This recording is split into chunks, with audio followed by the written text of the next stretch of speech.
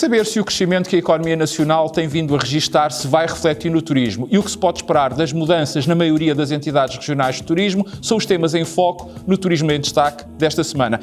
E se ainda não o fez, não se esqueça, subscreva ao meu canal e fique sempre a par de tudo o que mais importante acontece no turismo em Portugal e no mundo.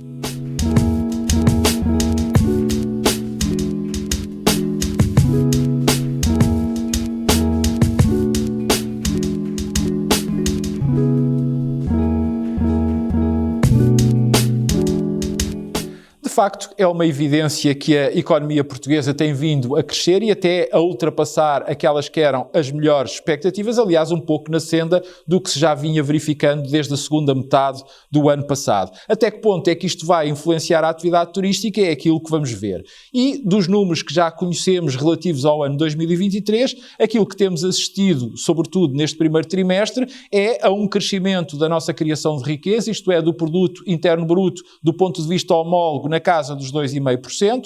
Temos vindo também a constatar uma diminuição progressiva da inflação. Por exemplo, no final de abril, o índice de preços no consumidor estava nos 5,7%, enquanto que no final de maio esse valor já estava nos 4% e o emprego também tem vindo a crescer. Ou seja, estas são, do ponto de vista macroeconómico, excelentes notícias. No entanto, eu creio que devemos pôr aqui alguma água na fervura, já que devemos ter presente que a variação homóloga do produto interno bruto compara com aquela que se verificou no primeiro trimestre de 2022, trimestre esse que foi ainda muito marcado, quer por confinamentos, quer por alguma limitação do normal desenvolvimento e funcionamento da atividade económica durante praticamente metade desse tempo, ou seja, um mês e meio. Depois, porque a inflação está a descer, mas isso não quer dizer que esteja a desaparecer, ou seja, os preços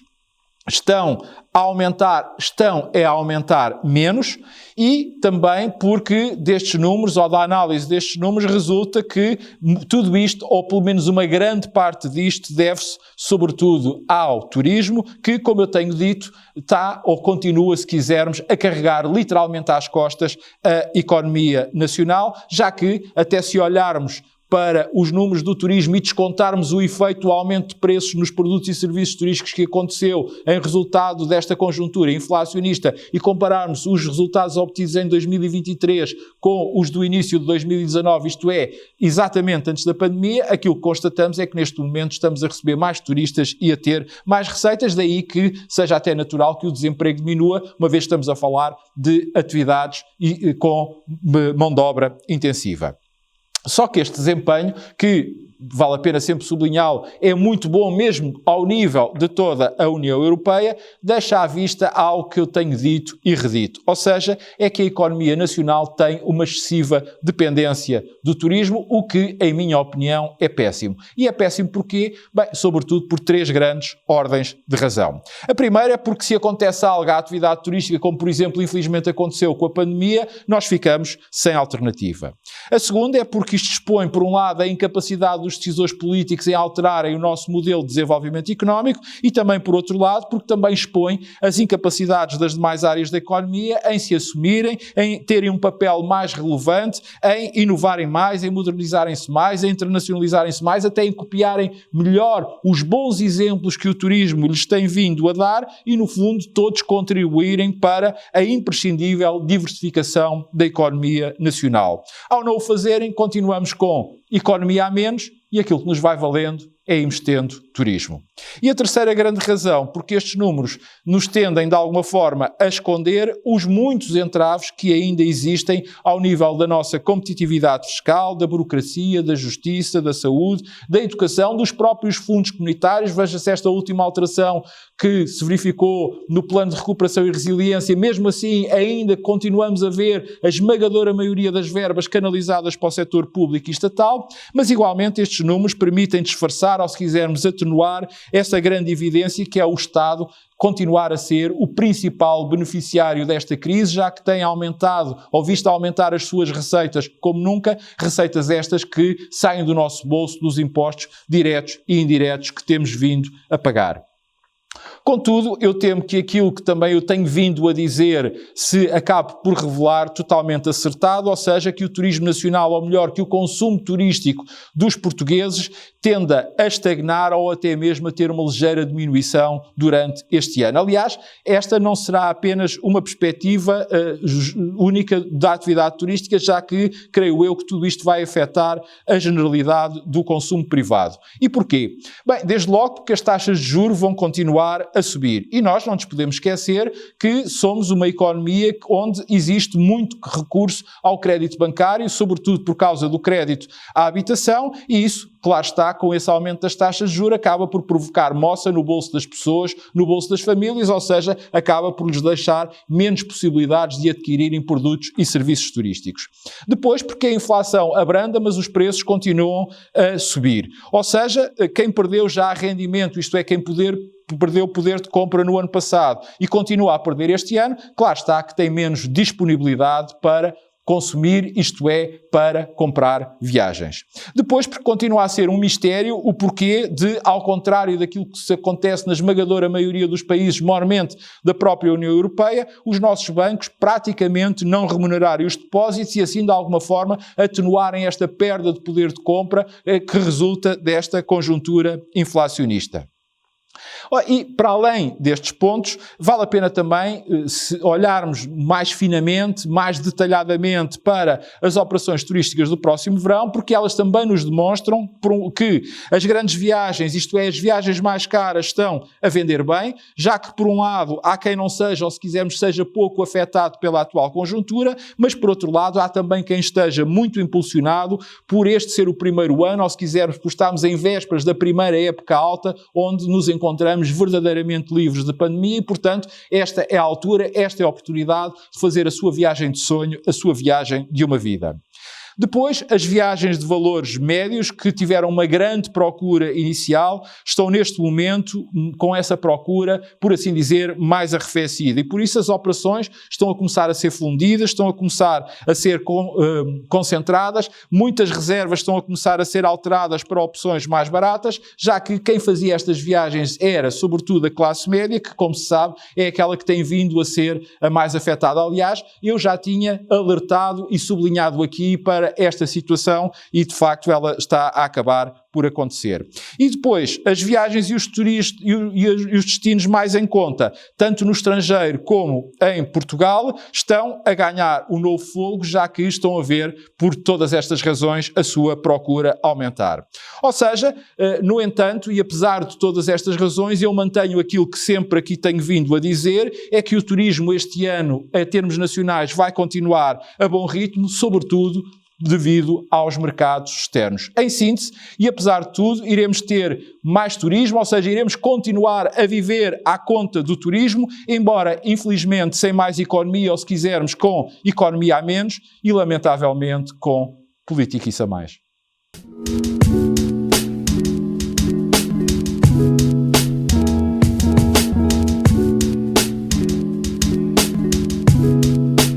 Sobre o que podemos esperar nas mudanças que se prevêem para breve nas entidades regionais de turismo, eu quero começar por esclarecer que esta terminologia corresponde à das antigas regiões de turismo, com a designação que lhes foi atribuída pela Lei 33 de 2013, de 16 de maio, que veio criar 5 grandes áreas regionais de turismo no continente, a saber Porto e Norte de Portugal, Centro, Região de Lisboa, Alentejo e Ribatejo e Algarve, mais as duas de cada uma das regiões autónomas, isto é, a Madeira e os Açores, correspondentes ou coincidentes com as denominadas NUTS 2, ou seja, com as nomenclaturas de unidade territorial. Eu sou do tempo em que havia cerca de 24 entidades regionais de turismo, ou seja, as duas correspondentes aos arquipélagos da Madeira e dos Açores, mais o turismo de Lisboa, o turismo do Porto e cerca de 20 outras no restante continente, sendo que a única que permanece territorialmente igual à que existe hoje era a do Algarve. E também devo dizer que sempre fui a favor da sua redução, sobretudo por questões de identidade territorial e de formação do produto turístico, mas também por eficácia na sua ação e uma maior responsabilidade e participação na promoção turística, quer interna, quer externa. Aliás, Isso levou a que, quando o Turismo de Portugal foi criado sob proposta então da equipa que eu tive o privilégio de integrar e até a honra de liderar da Confederação do Turismo de Portugal, o fosse com o objetivo de concertar e concretizar, entre muitos outros pontos, a promoção e a estratégia de promoção turística externa entre o Estado Central, isto é, o Governo, as entidades regionais, ou seja, na altura as regiões de turismo, e que lá está os empresários representados através da sua Confederação. Daí o nascimento daquelas que ainda hoje estão ativas, agências regionais de promoção turística, que não devem ser confundidas com as entidades regionais de turismo, já que são organismos completamente distintos. Ora, feito este esclarecimento, eu devo dizer que ao longo desta década, muito do sucesso do nosso turismo teve e ficou-se a dever ao papel das entidades regionais de turismo, das suas equipas e dos seus líderes, que procuraram sempre colocar os interesses regionais acima dos locais, procuraram sempre unir e congregar os agentes turísticos, fossem eles públicos e privados, e também não se deixaram ceder à tentação dos interesses políticos e partidários locais e regionais que, como se sabe, nestes casos andam sempre por aí e acabam sempre por existir. E passados estes 10 anos, o facto é que muitas dessas equipas estão a chegar ao final do seu número limite de mandatos possível, daí que este coincida com um ano de muitas mudanças e daí que também decorre a legitimidade da pergunta sobre o que é que podemos vir a esperar destas alterações que se vão verificar sobretudo a nível do território do continente. E sobre isto eu quero aqui dizer 3 coisas. A primeira é para saudar e para dizer que, ao contrário até daquilo que tem acontecido em algumas entidades representativas do setor privado do turismo, e refiro-me em concreto ao movimento associativo, esta transição, pelo menos até este momento, está a ser feita sem dramas e também sem qualquer tentativa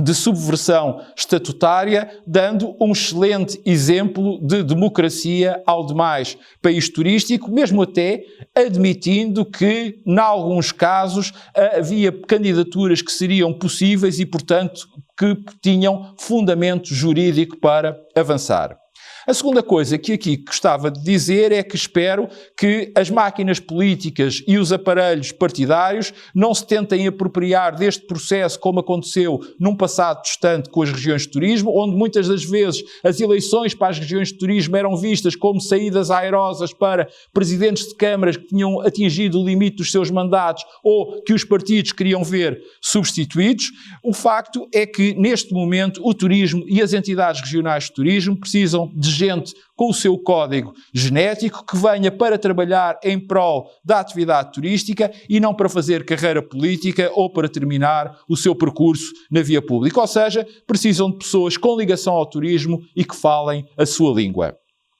E a terceira coisa que aqui queria referir é que, igualmente, espero que quem vier se continue a bater por 2 coisas essenciais e que, aliás, ainda há 3 semanas tive a oportunidade de aqui referir. Por um lado, um maior financiamento para as entidades regionais de turismo para poderem fazer mais e melhor, o que nos leva à segunda coisa que, na minha opinião, deve ser feita, que é fazer mais e melhor, sobretudo ao nível na criação de novos produtos, na estruturação e na qualificação da oferta turística regional, porque no fundo são estas entidades que no seu dia-a-dia estão no terreno, que conhecem o território e o seu potencial melhor do que ninguém e são por isso os locais mais certos para promover e para dinamizar o diálogo entre os setores públicos e privados a nível regional, congregando esforços no que respeita ao investimento, ao desenvolvimento, à inovação e à sustentabilidade turística regional. Ou seja, se